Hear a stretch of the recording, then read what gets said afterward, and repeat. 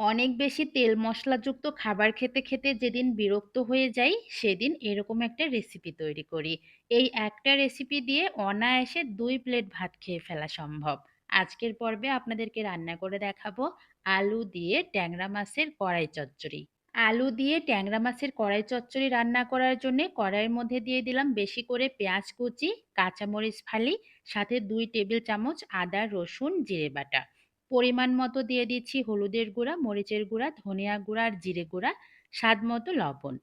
এখন লাস্টে দিয়ে দিতে হবে সয়াবিন তেল। তবে আপনারা কিন্তু সয়াবিন তেলের পরিবর্তে সরিষার তেল দিয়েও সেম প্রসেসে রান্নাটা করে নিতে পারবেন। মশলাটা এখন ভালো করে মাখিয়ে নিতে হবে। মশলা একদম ভালো করে মাখিয়ে নিয়ে দিয়ে দিচ্ছি আলু। এই রেসিপিতে অবশ্যই কিন্তু আলুটাই ব্যবহার করতে হবে। এখন মশলার সাথে আলু ভালো করে মাখিয়ে নিতে হবে, যাতে করে অর্ধেক রান্না এখানেই কমপ্লিট হয়ে যায়। ৩ থেকে ৪ মিনিটের মতো আলুটা হাতে ভালো করে মাখিয়ে নিয়েছি। এরপরে দিয়ে দিচ্ছি ট্যাংরা মাছ। তবে এই রান্নায় যে ট্যাংরা মাছই ব্যবহার করতে হবে তার কোনো মানে নেই।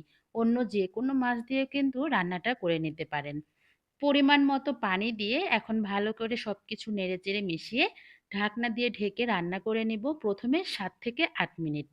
এই পর্যায়ে ঢাকনাটা খুলে আমি ঝাল আর লবণটা চেক করে নিব। ঝাল আর লবণটা ঠিকঠাক মতো চেক করে নিয়ে ঢাকনা দিয়ে ঢেকে মোটামুটি আরও ৫ থেকে ৭ মিনিটের মতো রান্না করে নিব। এই ধরেন আপনার রান্নাটা কমপ্লিট করতে ১৫ মিনিট সময় লাগবে।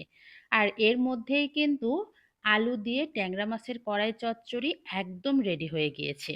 ধনিয়া পাতা খেতে পছন্দ করলে এই পর্যায়ে সামান্য একটু ধনিয়া পাতা কুচি দিয়ে নামিয়ে নিতে পারেন। তবে আজকে আমি ধনিয়া পাতা কুচি ছাড়াই রান্নাটা কমপ্লিট করলাম। এই একটা তরকারি দিয়েই কিন্তু অনায়াসে আপনি ২ প্লেট ভাত খেয়ে ফেলতে পারবেন। যদি মুখের রুচি চলে যায়, তাহলে একদিন এই পদ্ধতিতে যেকোনো মাছ দিয়ে এভাবে রান্না করে দেখতে পারেন। আশা করছি আপনাদের কাছে এই মজাদার রেসিপিটি ভালো লাগবে। তো সবাই ভালো থাকবেন। আমার ভিডিওটি যদি ভালো লেগে থাকে অবশ্যই একটা কমেন্টস করে জানাবেন। আল্লাহ হাফেজ।